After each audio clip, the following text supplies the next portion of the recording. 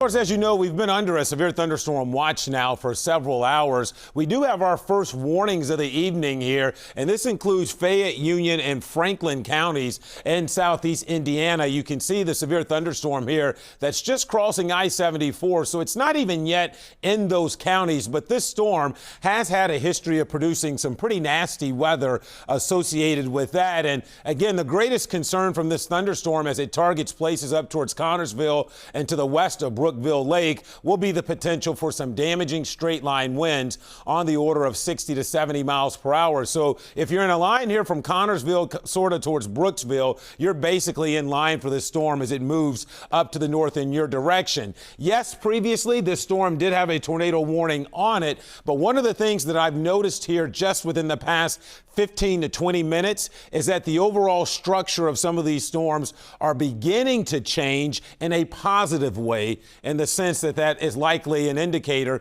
that these storms are slowly beginning to interact with a less favorable environment for severe weather as we anticipated they would. Thus, it certainly seems to be right now the greatest concern for any severe weather here in the tri-state remains to be in parts of southeast Indiana for at least the next hour or so. You can see here we're throwing Doppler radar winds on there. And again, at one point it did have a decent tornado circulation on that, but that circulation has kind of fallen apart now and is no longer as impressive as it once was. But there is still likely to be a core, as you can see right in here, of probably some 60 to 70 mile an hour winds. They're going to move into western parts of Franklin County. If you're west of Brookville and especially north of Oldenburg, or if you're up here along 27, from Connorsville to Liberty. So again, Fayette, Union, Franklin counties, severe thunderstorm warning for the potential of a storm capable of producing some damaging straight line wind gusts.